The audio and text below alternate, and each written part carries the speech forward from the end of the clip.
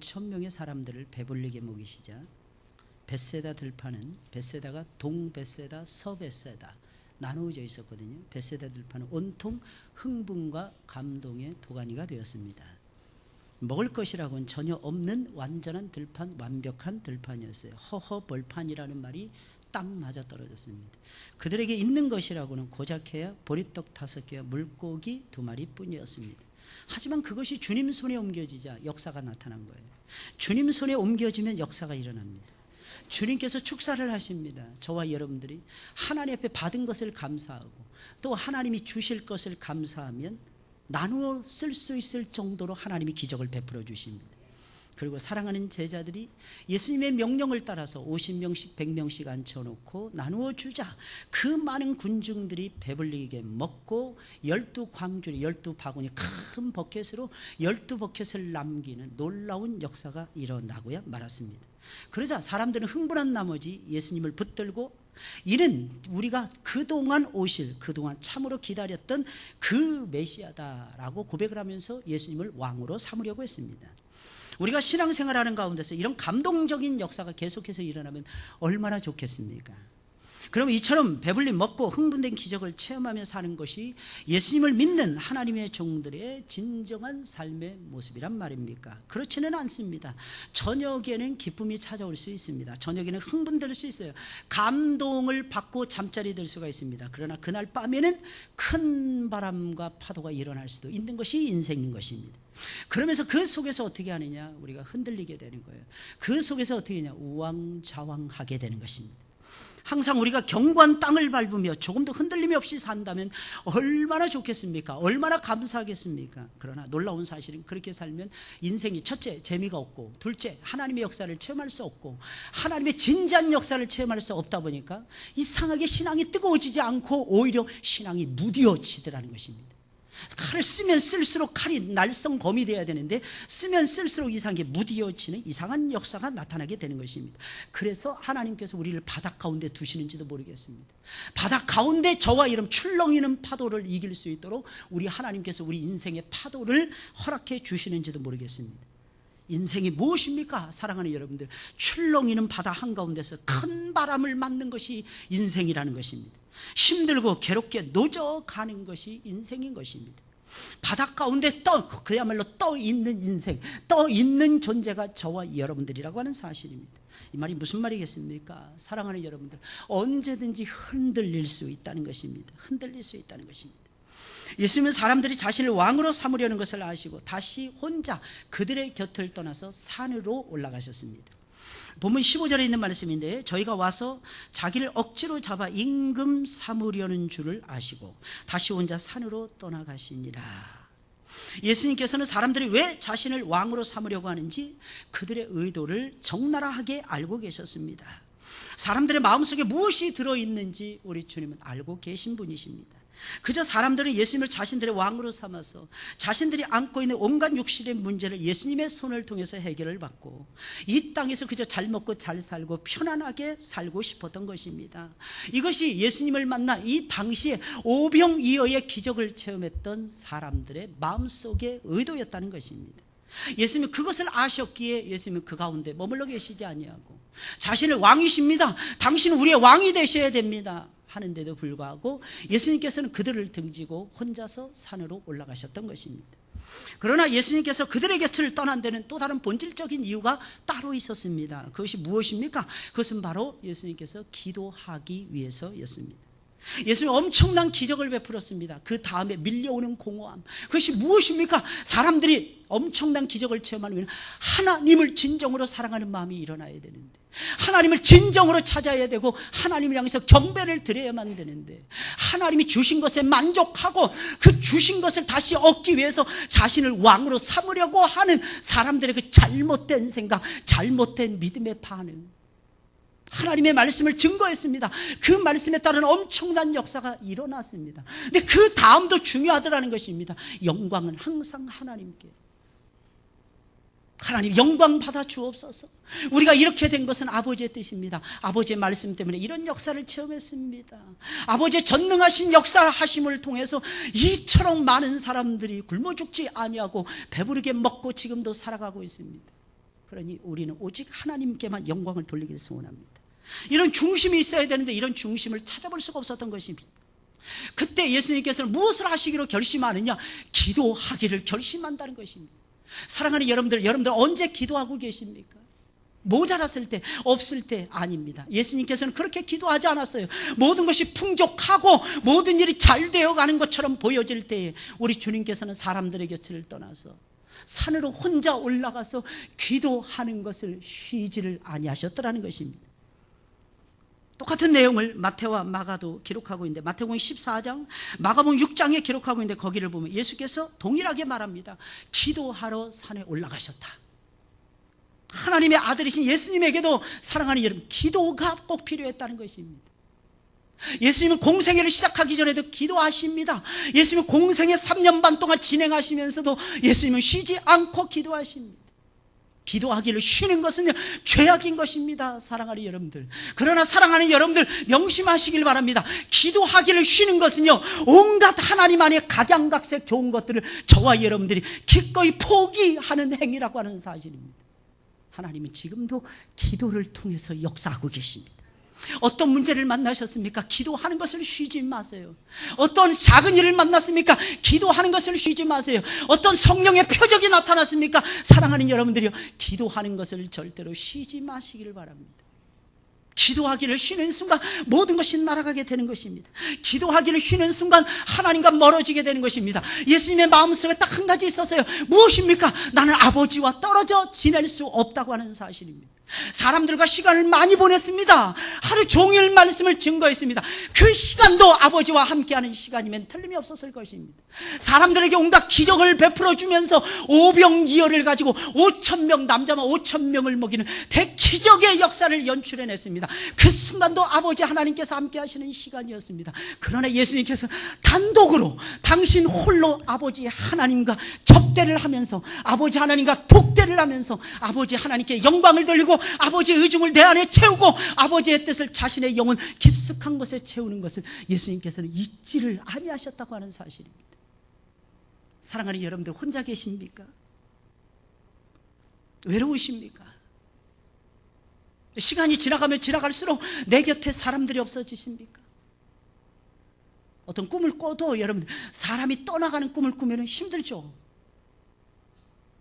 사람이 중간에 나를 사랑했고 나하고 교제를 나눴던 사람들이 중간에 안 보일 때, 사랑하는 여러분들, 그 마음이 오죽하겠습니까? 그러나 사랑하는 여러분들, 그때도 우리가 해야 되는 가장 우선적인 일, 하나님 아버지를 가까이 하면서 기도하는 것입니다. 예수님은 그러셨어요. 우리 예수님처럼, 바울처럼 살아가야지. 바울도 그렇게 했습니다. 바울이 썼던 편지를 보세요. 전부 다 기도. 심지어는 하나님의 말씀을 증거하면서도 기도. 중간에 인터벌을 둡니다. 중간에 잠시 포즈 타임을 갖습니다. 중간에 잠시 스탑 사인을 받고 잠시 쉽니다. 그때에도 바울은 무엇을 합니까? 하나님께 기도합니다. 예수님도 똑같으셨어요. 우리 주님은 기도하시는 분이었습니다. 기도의 위대한 모델이었다. 사람이 없습니까? 이유가 무엇일까요? 하나님이 왜 나를 혼자 남겨두시는 것입니까? 하나님이 나를 외롭게 왜 무엇 때문에 만드십니까? 하나님 코이노니아 하나님이십니다. 성부, 성자, 성령께서 영원전부터 영원까지 교제하시는 위대하신 하나님이십니다. 그럼에도 불구하고 하나님께서 우리를 혼자 남겨두고 계실 때가 있잖아요. 이유가 무엇입니까? 기도하라고. 괜히 이리저리 방황하고 이상하게 마음이 정돈이 안 되더라는 것입니다. 마음이 안정이 안 되더라는 것입니다. 시간 낭비하지 마세요. 엉뚱한 곳에 가서 서성거리지 마세요. 이상한 곳에 가서 여러분들의 소중한 시간을 낭비하지 마시고 그 시간에도 아버지 하나님을 찾으시고, 제발 아버지, 나의 아버지의 이름을 부르면서 아버지와 교제를 나누시기를 예수님의 이름으로 축원을 드립니다. 그래서 하나님은 혼자 남겨두시는 거예요. 그것도 모르고 원망하죠. 하나님 왜 내 주변에 친구가 떠나가게 하십니까? 하나님 왜 내 남편이 내 마음을 몰라주게 하십니까? 왜 내 자식 새끼들이 내 속으로 나왔는데 내 속을 뒤집는단 말입니까? 엄마 아빠의 마음을 10분의 1이라도 헤아린다면 우리 아이들이 이러지 않을 텐데, 그때 생각하셔야 됩니다. 나는 얼마나 하나님 아버지의 마음을 알아들였느냐는 사실입니다. 바로 그 시간에 무엇을 해야 되냐? 묵묵히 기도하는 것입니다. 묵묵히 혼자서 기도하는 거예요. 밤이 맞더라. 산에 혼자 올라갔어. 무조건 산기도 하고 소나무 뿌리 뽑으면 역사가 일어난다고 옛날에 그랬어요. 소나무 뿌리 물론 실제로 뽑히는지 제가 뽑으려고 몇 번 시도해봤는데 진짜 안 뽑히더라고. 내가 삼손이 되기 전에는 그거 못 뽑겠더라고요. 그래서 제가 딱 그 순간에 생각했습니다. 세상을 뽑으면 되겠다 이런 생각. 세상을 대신 뽑으면 하나님은 살아계십니다. 하나님 답을 주세요. 붙잡고 들으시십니다. 하나님과 깊은 관계 속에, 깊은 교제 속으로 들어가십니다. 오 주님, 나에게 성령의 기름을 부으소서. 나에게 가장 필요한 것이 당신입니다. 주님이십니다.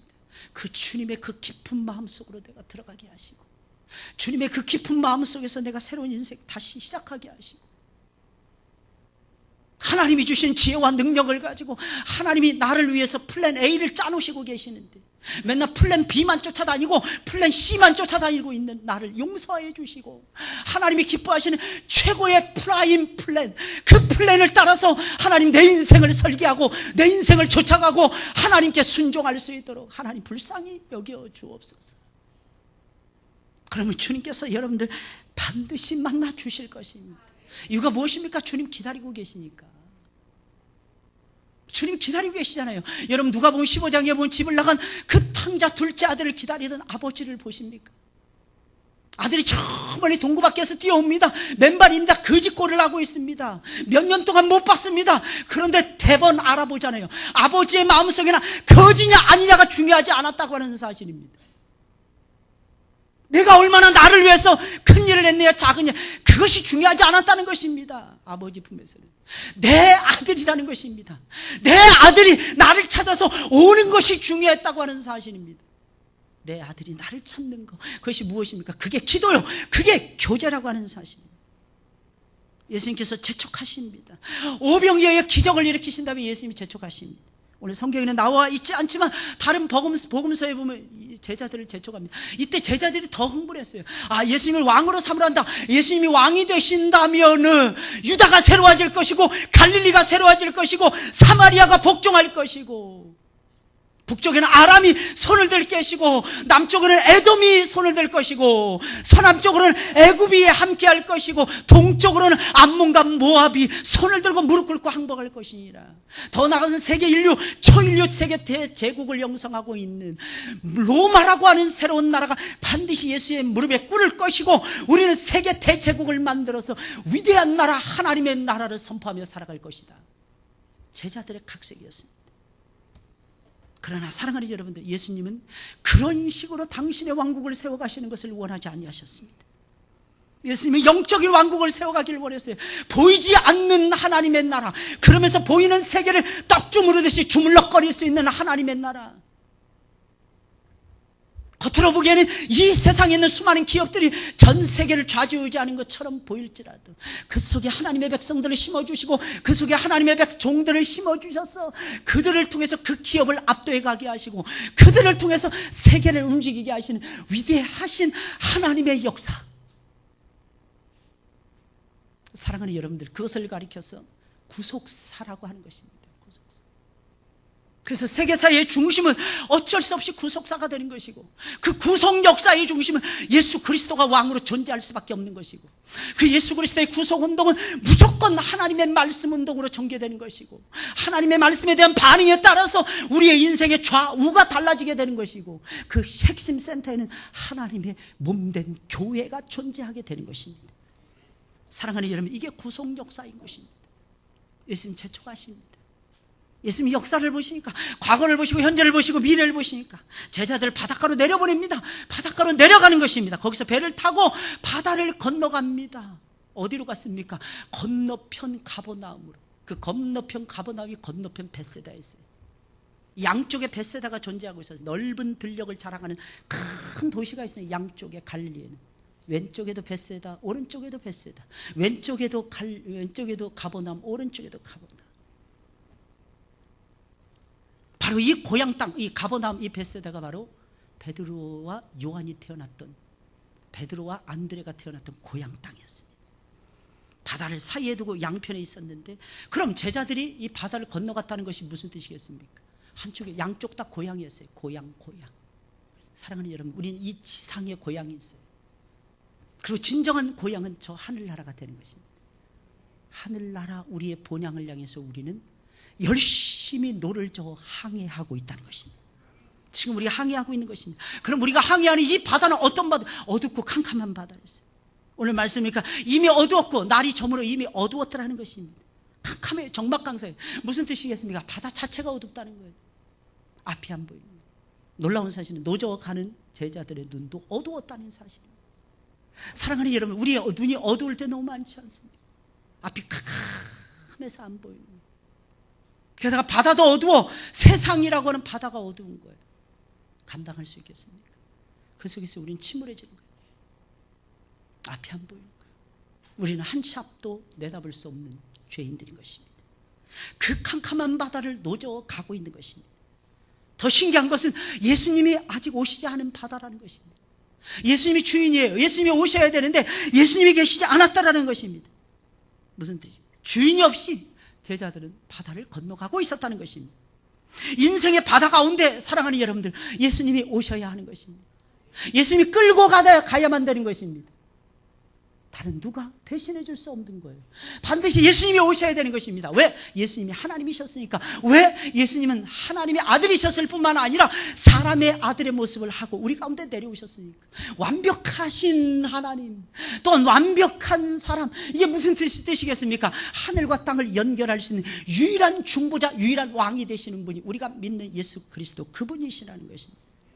그러므로 사랑하는 여러분들, 우리는 그 바다 가운데서 예수님을 만나야 하는 것입니다. 이유가 무엇입니까? 다시 말씀드립니다. 그 예수님이 우리 인생의 진정한 주인이시기 때문입니다. 만약에 우리가 예수님을 만나지 못하잖아요, 풍랑 중에 죽을 수도 있는 거예요. 풍랑 중에 파선을 당할 수도 있는 것입니다. 캄캄한 밤, 예수님이 없이 노져가는 그 바다에는 큰 바람이 일어나서 풍랑이 일어나고야 말았습니다. 큰 파도가 일어나서 이 하나님의 백성들이, 하나님의 종이라고 말하는 예수님의 제자들이 우왕좌왕하면서 목숨이 위태로운 상황에, 위경에 빠져들고야 말았던 것입니다. 오늘 본문 18절에 있는 말씀 우리 다 같이 읽어볼까요? 시작. 큰 바람이 불어 파도가 일어나더라. 갈릴리 바다에, 원래 갈릴리 호수죠. 게네사렛 호수라고 불려요. 수금처럼 생겼다. 수금 일죠. 수금처럼 딱 생겼다고 해서 게네사렛 호수라고 불렀다고 합니다. 마치 호수같이 평상시에는 고요하고 잔잔했어요. 인생도 그렇지 않나요? 우리가 살아가는데 고요하고 잔잔해, 고요하고 평화스러워. 근데 이 바다에 갑자기 어느 날 갑자기 바람이 불기 시작합니다. 특히 요 밤 시간에 많이 불었대요. 밤 시간에 캄캄할 때. 그래서 웬만하면 배 타고 건너가지 않는, 바다보다도 더 거친 풍랑과 파도가 일어나고야 말았던 것입니다. 주님이 없이 어두운 바다를 항해하던 제자들은 결국 바다 가운데서 큰 풍랑과 거친 파도를 만났던 것입니다. 그들이 타고 가던 배는 고기를 잡을 때 사용하던 작은 조각배에 불과했어요. 예수님의 제자 12명이 타면 꽉 차는 그런 배였습니다. 작은 배였습니다. 여러분, 이런 배에 올라타 보신 적 있습니까? 파도 치는 바다를 건너보신 적 있습니까? 파도가 한번 일어나면 4m, 5m가 기본으로 있습니다. 근데 이 배의 높이가 4m, 5m가 안 돼요. 이 배의 높이가 기껏해야 2m, 1.5m 이거밖에 되지 않습니다. 어떻게 됩니까? 파도 밑으로 떨어지는 것 같아요. 파도 밑으로. 이 파도가 위에서 덮쳐버릴 것 같아요. 그 밑으로 배가 움직입니다. 얼마나 두렵겠어요. 이때 사랑하는 제자들은, 예수님의 사랑하는 제자들은 겁을 집어먹지 않을 수가 없었던 것입니다. 불안과 좌절과 낙심에 빠져들 수밖에 없었던 것입니다. 하지만 제자들은 우리가 배워야 되는 모습을 한 가지 우리에게 보여주고 있어요. 그건 무엇이냐? 거친 파도를 맞으면서도 노젓는 것을 쉬지 않았다는 것입니다. 이 말이 무슨 말일까요? 포기하지 않았다는 거예요. 포기하지. 사랑하는 여러분들, 우리 포기하고 싶을 때 많잖아요. 오늘 아침에도 혹시 밥을 지으면서 포기하고 싶었습니까? 내가 이 밥해서 뭐하나? 이 밥을 내가 꼭 해줘야 되나? 왜 지들은 손이 없어, 왜 내가 해줘야 되나? 이런 생각하면서 밥을 포기하고 싶어. 또 혹시 청소, 빨래 하다가 내가 맨날 이놈의 청소는 해도 끝이 없어. 포기하고 싶을 때. 남자들도 마찬가지. 직장 생활하는데 우리 여자분들도 직장 생활 하시는 분들이 많습니다. 안 좋은 소리 다 들어야 돼요. 많은 사람들이 생각합니다. 사장님은 그런 적이 없잖아요. 사장님이 더해. 사장님이 더해. 요즘에 사장님들이 맥을 못 쳐. 원장님들이 맥을 못 쳐. 요즘 시대 자체가. 맞춰줘야 돼. 이래저래 이래저래. 얼마나 피곤하고 힘든지 몰라요.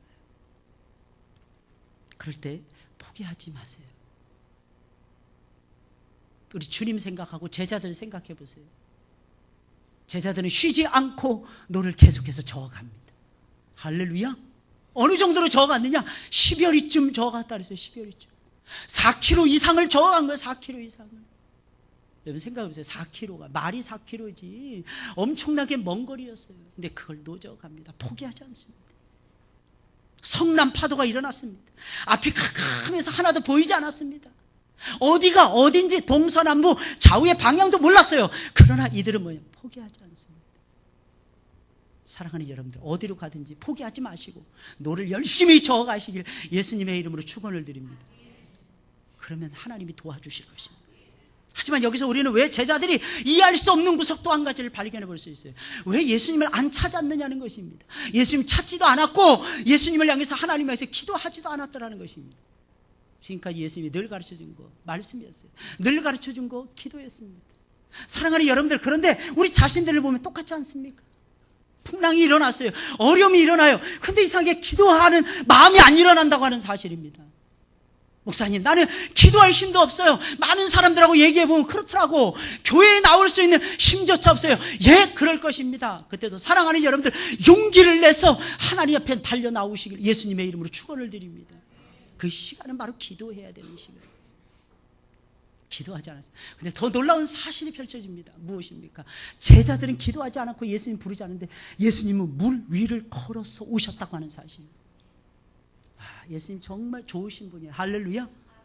여러분들 미안합니다. 이런 표현에서 여러분들 진짜 개판치고 그래도 하나님은 여러분들을 사랑하십니다. 제가 보니까 그렇더라고. 하나님만 찾으면 하나님은요 금방 다 잊어버리죠. 아버지, 그러면 아버지께서 지나간 과거를 싹 덮어버리십니다. 너무 신기해. 근데 여러분들도 부모들이라면 그런 훈련 좀 제발 좀 하세요. 저놈만 없으면, 저것만 없으면 내가 살 텐데. 그러지 마시고 예수님처럼 하나님처럼 품어줄 수 있는 부모가 된다는 건요 아버지의 마음을 갖는다는 뜻입니다. 아버지의 마음. 여러분들에게 그 마음이 충만해지시기 주의 이름으로 축원을 드립니다. 아버지의 마음, 아버지. 예수님 심지어 물 위를 걸어서 찾아오셨어. 할렐루야. 물 위를 걸으시는, 보셨습니까? 여러분, 물 위를 걷는 사나이 보신 적이 있나요? 못 봤으면 말하지 마시고 그걸 봐야지만 신앙생활이 재미있는 거예요. 신앙생활이. 풍랑이 막 풍랑이 춤을 추면서 우리의 목을 향해서 막 열심히 조여오더라는 것입니다. 그렇잖아요, 여러분들. 아빠면 아빠로서, 엄마면 엄마로서 풍랑들이, 문제들이 얼마나 많이 여기저기서 막 돌출이 됩니까? 심지어는 교회 와도 문제야. 할렐루야. 교회 와도 문제예요. 근데 그때 이렇게 생각하셔야 돼요. 어떤 분들이 거꾸로 생각하시더라고. 난 교회에서 좀 마음의 평안 좀 얻고 하는데 교회가 왜 그렇게 시끄러워? 교회에서 시끄러워야 돼요. 왜 그런지 아십니까? 여러분들을 하나님 복 주시기 위해서. 교회에서 시끄러운 문제를 짊어지고 갈 수 있어야 사랑하는 여러분들이 기억하시기 바랍니다. 내 인생의 시끄러운 문제를 우리 주님께서 잠재워 주신다는 것입니다. 내 인생의 시끄러운 문제. 왜? 교회는 그리스도의 몸이잖아요. 그리스도의 몸의 짐을 짊어지고 나아가는 자에게 하나님께서는 반드시 함께 하십니다. 그 아비를 통해서 복을 안 주시면 그 자식 새끼라를 통해서라도 하나님 복 주시더라고요. 전 많이 봤어요. 진짜 많이 봤어요. 할렐루야. 복의 근원이 되시는 하나님이십니다. 누구를 통해서라도 하나님이 복을 주신다고 하는 사실입니다. 놀라운 사실은 예수님께서는 제자들이 광풍을 만나서 노젓고 있을 때, 힘들게 괴롭게 노젓고 있을 때 예수님이 다 보고 계셨고, 어떻게 보고 계셨느냐? 예수님이 그들을 위해서 기도하고 계셨기에 다 보고 계셨습니다. 사랑하는 여러분들, 기도하시길 바랍니다. 기도하면 보여져요. 누가 문제가 있는지 기도하면 보여집니다. 위에서 더 많이 기도하게 되어 있다고 하는 사실입니다. 기도를 안 하면 안 보이는 것입니다. 어떻게 뭘로 도와줄 것인가 대책이 않습니다. 기도하면 대책이 서더라는 거예요. 예수님 쳐다보고 계셨어요. 하나님 보좌 우편에서 예수님 기도하고 계셨거든요. 예수님 내려다보고 계셨거든요. 예수님의 관심은 제자들이었거든요. 제자들에게서 눈을 한 번도 떼신 적이 없었거든요. 그래 예수님이 기도하고 계셨으니 어찌 예수님께서 그들을 찾아가지 아니하실 수가 있겠습니까? 예수님은 늘 우리를 찾아오시는 위대하신 하나님이십니다. 그러나 제자들은 이 광경을 보고 기뻐서 좋아하지 못하고 예수님 유령인 줄 알고 깜짝 놀라고야 말았습니다. 한번 따라서 해볼까요? 야, 귀신이다. 이 제자들은 그렇게 생각해요. 야, 귀신이다. 유령이다. 유령이다. 유령이다. 이게 제자들이었어요. 유령이 아니었거든요. 귀신이 아니었거든요. 예수님인데 몰라보는 거예요. 오늘날에 그런 분들 많죠. 요즘에 보니까 뭐 신문에도 대문짝하게 나오더라고. 천지인. 그 천지인은 영이 움직인다는 거예요. 영이 있어서 그 영을 땡겨서 내 안에 들여와야 내가 평안해질 수 있다는 거예요. 나를 도와야. 그럴까요? 아주 잘못된 생각이에요. 하나님으로부터 옵니다. 하나님으로부터. 아버지께서 여러분들을 사랑하십니다. 회복시켜 주시는 분이 아버지십니다. 새 힘과 지혜와 능력을 주시는 분이 우리의 아버지십니다. 그 아버지의 영이 성령이신 거예요. 우리를 사랑하사 십자가에서 달려 돌아가신 예수 그리스도께서 저와 여러분들을 사랑해서 주셨던 최고의 선물은 성령님이십니다. 그 영을 따라서 우리 인생을 계획하고 그 영을 따라서 하나님 나라를 세워가고 그 영의 역사를 따라서 그 인도하심을 따라서 자녀를 키워가고 그랬을 때 저와 여러분들의 미래, 우리 자녀들의 미래가 밝아올 수가 있게 되는 것입니다. 무엇보다도 그들의 마음이 어두웠기에 예수님을 바라볼 수가 없었던 것입니다. 정신이 없었지만은 사실은 그들의 마음이 어두우니까. 마음이 어두우면 하나님을 볼 수가 없습니다. 성경 분명히 말하고 있어요. 마음이 청결한 자는 아버지를 볼 것이요. 그러나 사실은 예수님을 처음 만나면 누구라도 주님이 주님인지 아닌지 분별하기가 쉽지 않습니다. 분명히 예수님이 도와주신 것인데 예수님이 도와주신 것인지 마귀가 도와준 것인지 아니면 사람들이 도와준 건지 사람들이 분별을 못합니다. 주님은 고난의 현장에 오셔서 무엇을 하셨습니까? 그래서 예수님 뭐 하셨냐? 안심하라. 내니 두려워 말라라고 말씀하신 것입니다. 제자들이 뭔지 분별을 못하는 거예요. 그때 예수님은 음성을 들려주시는 거예요. 여러분 우리 기독교가 힘이 있는 것이 무엇입니까? 하나님의 음성을 성경을 통해서 들을 수 있다는 것입니다. 하나님 말씀을 들으시기를 예수님의 이름으로 축원을 드립니다. 안심하라. 내니 두려워 말라. 유령인 줄 알았어요. 근데 유령이 아니고 예수님이었더라는 것입니다. 고난 중에 있을 때는 예수님의 음성을 들으셔야 됩니다. 왜? 낙심하니까. 그 낙심 속에서 벗어나려면 예수님이 주시는 강하고 담대한 마음을 받아야 되니까. 그 강하고 담대한 마음은 주의 음성을 들었을 때에 나타나더라는 것입니다. 예수님은 베드로에게 오라라고 명령. 오늘 본문의 말씀은 안 나와 있습니다. 마태복음에 그게 나와 있어요. 걷는 기적을, 물 위를 걷는 기적을 베드로에게 체험하게 하셨습니다. 물속에 빠져가는 베드로를 우리 주님께서는 그리고 붙잡아 주셨습니다. 주님의 음성을 들은 베드로는 정신이 하나도 없었어요. 그 와중에도 베드로는 예수님에게 구합니다. 주여 만일 원하시거든 나를 명하사 물 위를 오라 하게 하소서.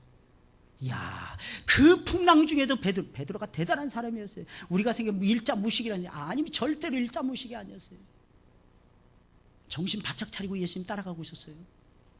그래서 유일하게 인류 역사상 유일하게 과거에도 없었고 그 당시에도 없었고 지금도 없고 앞으로도 없을 유명한 일, 물 위를 걸었더라는 것입니다. 베드로만. 할렐루야. 베드로 우습게 여기지 마시고 물 위를 여러분들이 걸어보신 다음에나 베드로를 우습게 하셔야 돼요. 근데 베드로가 쫙 걸어가는데 풍랑이 보이는 거예요. 바람이 보이는 거예요. 큰 바람이 일어나는 거예요. 겁이 덜컥 나는 거예요. 바람을 타고 물속에 쑥 빠졌네. 믿음으로 가는 길인데 믿음이 없어지니까 쑥 빠져버리는 것입니다. 그때 예수님이 어떻게 베드로를 딱 잡아서 이렇게 세워주십니다. 할렐루야. 이유가 방향이 예수님께로 향하고 있었기 때문입니다. 방향만 맞으면 실망하고 좌절하고 기도 안 해도 예수님께서 붙잡아 주십니다. 근데 좀 부끄럽죠. 왜냐하면 예수님 말씀하신 내가 어찌하여 믿음이 없느냐 그러셨습니다. 부끄러운 거죠. 사랑하는 여러분들, 주의 음성만을 듣고 물 위를 걸어가셔야 됩니다. 언제 바람이 불어서 우리가 빠져들지 모릅니다. 그러나 우리 주님 말씀하십니다. 붙잡아 주십니다. 이끌어 주시는 주님이 계십니다. 우리의 두려움을 주님을 의지해야 사라질 수 있는 두려움이라는 것입니다. 주위를 바라보면 낙심할 수밖에 없어요. 내 안을 들여다보면 용기가 사라지고 두려움에 빠질 수밖에 없습니다. 주님을 바라보면 용기가 생기게 되어 있습니다.